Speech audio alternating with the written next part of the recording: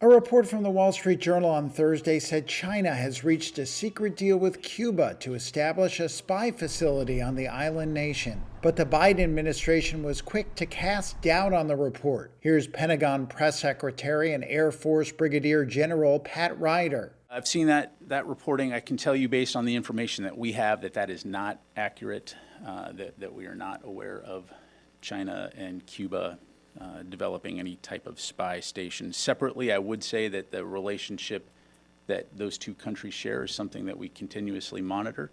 I would say that, as you've heard us say many times, China's activities, both in our hemisphere and around the world, any concerning activities are something that we will continue to watch closely.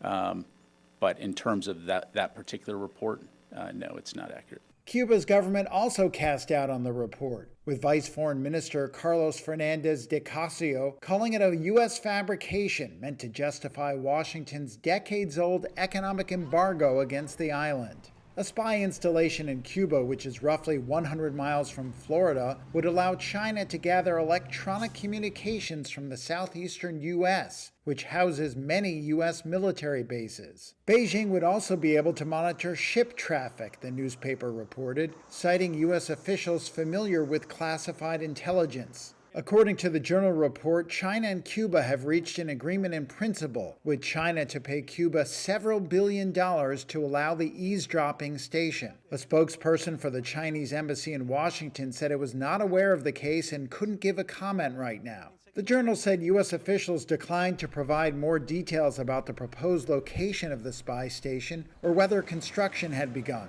The reported deal comes as Washington and Beijing are taking tentative steps to soothe tensions that spiked after a suspected Chinese high-altitude spy balloon crossed the United States before the U.S. military shot it down off the East Coast in February. Thursday's report could also raise questions about a trip to China that U.S. officials say Secretary of State Antony Blinken is planning in coming weeks. Washington's top diplomat had earlier scrapped the visit over the spy balloon incident.